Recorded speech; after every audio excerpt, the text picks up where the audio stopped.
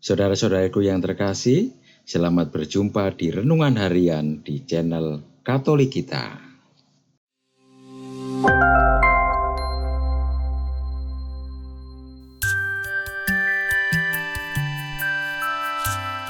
Hari ini, Minggu 19 Maret 2023, Pekan Prapaskah yang keempat. Bacaan diambil dari Injil Yohanes, bab 9, ayat 1 sampai dengan ayat 41. Waktu Yesus sedang lewat, ia melihat seorang yang buta sejak lahirnya. Murid-muridnya bertanya kepadanya, "Rabi, siapakah yang berbuat dosa? Orang ini sendiri atau orang tuanya, sehingga ia dilahirkan buta?" Jawab Yesus, "Bukan dia dan bukan juga orang tuanya, tetapi mereka, pekerja-pekerja Allah, harus dinyatakan di dalam Dia. Kita harus mengerjakan pekerjaan Dia yang mengutus aku. Selama masih siang, akan datang malam, di mana tidak ada seorang pun yang dapat bekerja. Selama aku di dalam dunia, akulah terang dunia." Setelah ia mengatakan semuanya itu, ia meludah ke tanah dan menggaruk ludahnya itu dengan tanah, lalu mengoleskannya pada mata orang buta tadi dan berkata kepadanya, "Pergilah, basuhlah dirimu dalam kolam Siloam." Siloam artinya yang diutus. Maka pergilah orang itu, ia membasuh dirinya, lalu kembali dengan matanya sudah melek. Tetapi tetangga-tetangganya dan mereka yang dahulu mengenalinya sebagai pengemis berkata, "Bukankah dia ini yang selalu mengemis?" Ada yang berkata, "Benar, dialah ini." Ada pula yang berkata, "Bukan, tetapi ia serupa dengan dia." Orang itu sendiri berkata, "Benar, akulah itu." Kata mereka kepadanya, "Bagaimana matamu menjadi melek?" Jawabnya, "Orang yang disebut Yesus itu menggaruk tanah, mengoleskannya pada mataku, dan berkata kepadaku, 'Pergilah ke Siloam dan basuhlah dirimu.' Lalu aku pergi, dan setelah aku membasuh diriku, aku dapat melihat." Lalu mereka berkata kepadanya, "Di manakah dia?" Jawabnya, "Aku tidak tahu." Lalu mereka membawa orang yang tadinya buta itu kepada orang-orang Farisi. Adapun hari waktu Yesus mengaduk tanah dan memelekkan mata orang itu adalah hari Sabat. Karena itu orang-orang Farisi pun bertanya kepadanya, "Bagaimana matanya menjadi melek?" Jawabnya, "Ia mengoleskan adukan tanah pada mataku, lalu aku membasuh diriku, dan sekarang aku dapat melihat." Maka kata sebagian orang-orang Farisi itu, "Orang ini tidak datang dari Allah, sebab ia tidak memelihara hari Sabat." Sebagian pula berkata, "Bagaimanakah seorang berdosa dapat membuat mukjizat yang demikian?" Maka timbullah pertentangan di antara mereka. Lalu kata mereka pun kepada orang buta itu, "Dan engkau, apakah katamu tentang dia, karena ia telah memelekkan matamu?" Jawabnya, "Ia adalah seorang nabi." Tetapi orang-orang Yahudi itu tidak percaya bahwa tadinya ia buta dan baru dapat melihat lagi, sampai mereka memanggil orang tuanya dan bertanya kepada mereka, "Inikah anakmu yang kamu katakan bahwa ia lahir buta? Kalau begitu, bagaimanakah ia sekarang dapat melihat? Jawab orang tua itu, "Yang kami tahu ialah bahwa dia ini anak kami dan bahwa ia lahir buta.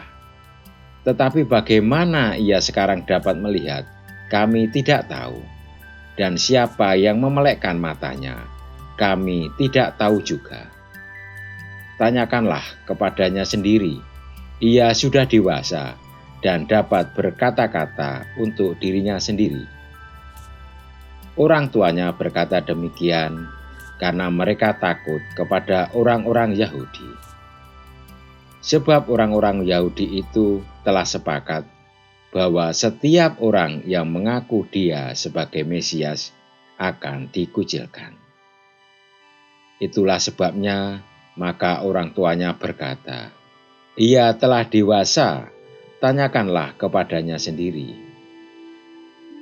Lalu mereka memanggil sekali lagi orang yang tadinya buta itu dan berkata kepadanya, "Katakanlah kebenaran di hadapan Allah. Kami tahu bahwa orang itu orang berdosa." Jawabnya, "Apakah orang itu orang berdosa? Aku tidak tahu. Tetapi satu hal aku tahu, yaitu bahwa aku tadinya buta dan sekarang dapat melihat." Kata mereka kepadanya, "Apakah yang diperbuatnya padamu? Bagaimana ia memelekkan matamu?" Jawabnya, "Telah kukatakan kepadamu, dan kamu tidak mendengarkannya. Mengapa kamu hendak mendengarkannya lagi? Barangkali kamu mau menjadi muridnya juga?" Sambil mengejek mereka berkata kepadanya, "Engkau murid orang itu, tetapi kami murid-murid Musa. Kami tahu bahwa Allah telah berfirman kepada Musa, tetapi tentang dia itu kami tidak tahu dari mana ia datang." Jawab orang itu kepada mereka, "Aneh juga bahwa kamu tidak tahu dari mana ia datang, sedangkan ia telah memelekkan mataku. Kita tahu bahwa Allah tidak mendengarkan orang-orang berdosa, melainkan orang-orang yang saleh dan yang melakukan kehendaknya. Dari dahulu sampai sekarang tidak pernah terdengar bahwa ada yang memelekkan mata orang yang lahir buta. Jikalau orang itu tidak datang dari Allah, ia tidak dapat berbuat apa-apa." Jawab mereka, "Engkau ini lahir sama sekali dalam dosa, dan engkau hendak mengajar kami?" Lalu mereka mengusir dia pergi. Yesus mendengar bahwa ia telah diusir keluar oleh mereka. Kemudian ia bertemu dengan dia dan berkata, "Percayalah engkau kepada Anak Manusia?"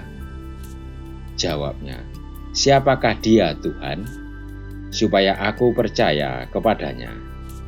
Kata Yesus kepadanya, "Engkau bukan saja melihat dia, tetapi dia yang sedang berkata-kata dengan kamu, dialah itu." Katanya, "Aku percaya, Tuhan." Lalu ia sujud menyembahnya. Kata Yesus, "Aku datang ke dalam dunia untuk menghakimi, supaya barang siapa yang tidak melihat dapat melihat, dan supaya barang siapa yang dapat melihat menjadi buta."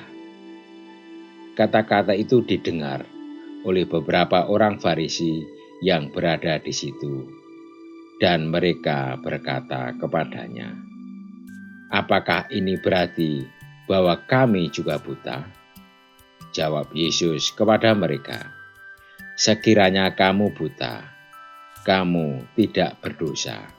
Tetapi karena kamu berkata, 'Kami melihat,' maka tetaplah dosamu." Demikianlah sabda Tuhan. Terpujilah Kristus. Saudara-saudariku yang terkasih, hari Minggu Prapaskah keempat, kita kenal pula dengan sebutan Minggu Laetare atau Minggu Sukacita. Karena kita diberi kesempatan mengalami kasih Allah yang lebih utuh dalam pertobatan. Pertobatan yang kita lakukan dengan sungguh-sungguh akan membuat kita merasa dipulihkan dari kebutaan, bangkit dari kelumpuhan, dan mengalami berbagai rahmat Allah yang diberikan untuk kita. Dalam bacaan pertama dari kitab kedua Samuel, kita menjadi tahu bahwa rencana keselamatan Allah itu beragam caranya. Melalui kisah Raja Daud yang diurapi, kita semakin diyakinkan bahwa orang yang dipakai Tuhan dikaruniai rahmat dan diurapi roh. Tanpa berkat istimewa ini, manusia tidak akan optimal melaksanakan kehendaknya. Hal senada juga ditegaskan dalam surat Rasul Paulus kepada jemaat di Efesus. Sebagaimana keutamaan hidup itu bukan usaha manusia semata, melainkan juga berkat dari terang Kristus. Namun apakah kita membuka mata hati kita dalam terang Kristus? Apakah kita mendengar dengan hati akan pewartaannya? Seringkali kita terbawa arus, yakni lebih mementingkan tampilan agama kita atau menjadi sombong rohani dan bahkan menolak terang itu dengan berbagai alasan agar ketenaran kita tidak meredup. Jika demikian, maka kita akan menjadi buta terhadap keselamatan yang dijanjikan Allah kepada kita. Marilah kita berdoa. Ya Tuhan, terangilah langkah kami agar kami tidak tersesat dan tidak terantuk batu kejahatan. Amin. Saudara-saudariku yang terkasih, terima kasih atas kebersamaannya di dalam renungan harian ini. Kita akan berjumpa kembali di renungan harian berikutnya. Berkah dalam.